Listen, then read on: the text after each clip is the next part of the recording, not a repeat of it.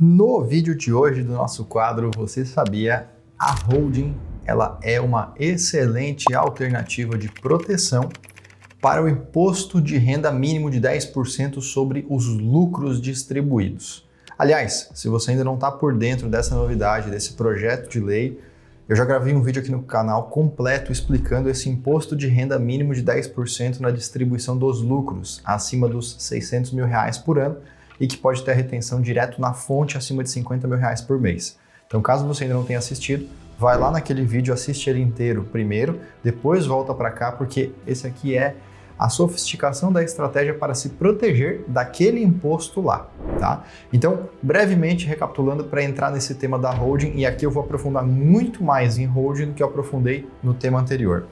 Então, veja bem, esse imposto de 10% ele existe quando a empresa, CNPJ, distribui o lucro para o seu sócio CPF acima daqueles valores já falados, R$50 mil por mês, R$600 mil por ano. Beleza. Então vamos supor que a empresa ela distribuiu R$1.200.000 de lucro do seu CNPJ para o seu sócio CPF. Você, por exemplo, você vai ter 10% de imposto de renda a pagar. R$120 mil serão perdidos neste exemplo que eu acabei de falar. Muito bem. Só que qual é a alternativa que a holding se apresenta e vem aqui e traz para que a gente possa trabalhar? Veja comigo que é essa estrutura. Uma estrutura a gente pode fazer com que existe a empresa que gera os lucros.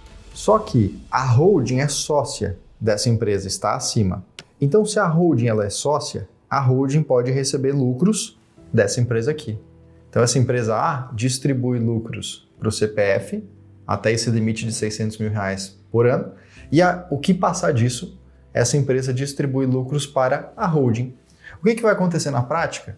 A holding começa a ficar com bastante dinheiro. Tomara, né? Tomara que seja o seu caso, que a sua empresa ela gere muito dinheiro, que ela sobre muitos lucros. Então a holding ela começa a ficar com muito lucro dessa empresa aqui, com muito dinheiro. E aí? É o momento que a gente tem que parar para pensar. No fim, todo o lucro gerado dentro de um negócio que fica dentro desse mesmo negócio, é reinvestido no negócio para o negócio crescer, ele não vai passar por esse imposto de renda mínimo. Tá aí, tudo bem. Por alguma razão, quando você resolve distribuir esse lucro, tirar do seu CNPJ e passar então para a sua holding ou para a sua vida pessoal, é porque você quer utilizar esse dinheiro na sua vida pessoal. Geralmente é isso. Você pode utilizar esse dinheiro na sua vida pessoal para desfrutar, então, viajar, curtir, aproveitar, comprar um carro novo, enfim, passear. Ou você pode até investir. Eu quero aplicar na minha pessoa física, no banco, eu quero aplicar no mercado financeiro, eu quero aplicar em Bitcoin. Você pode fazer muitas coisas com esse dinheiro, a escolha ela é sua, tá?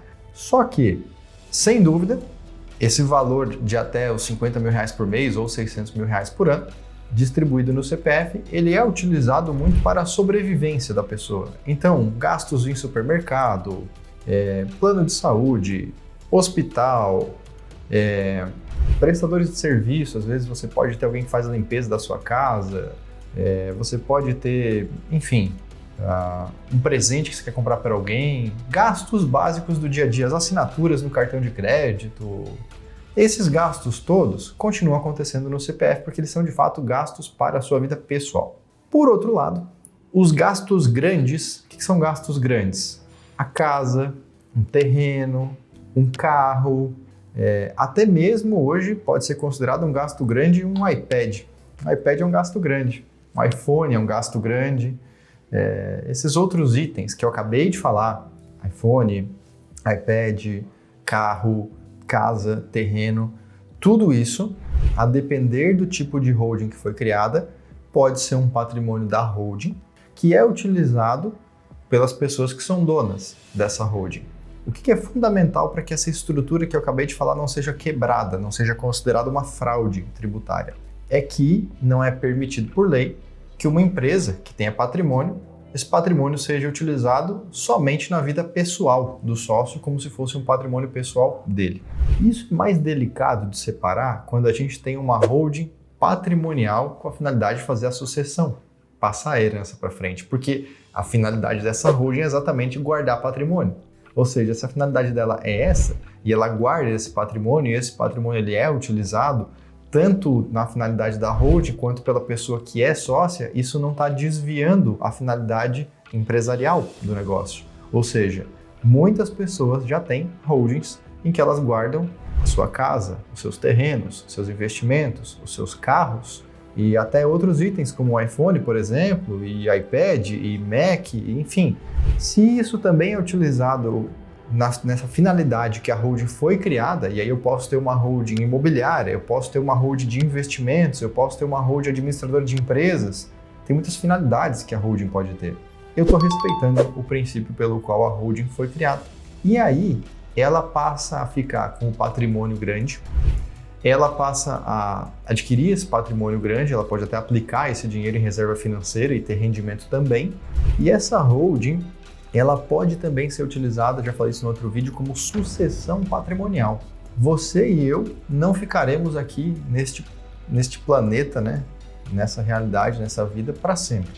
Pelo menos enquanto eu gravo esse vídeo, que é outubro de 2025, não descobrimos ainda a cura da morte. Todos nós passaremos pelo evento morte. E quando passarmos, se tivermos deixado filhos, serão nossos herdeiros. Se não tivermos deixado, vai sobrar um patrimônio, nós temos que escolher para quem que nós vamos deixar. Para alguma pessoa querida, conhecida. E esse evento, sucessão, que é o que fica, que nós deixarmos, tomara que você deixe muita coisa, vai passar para um sucessor.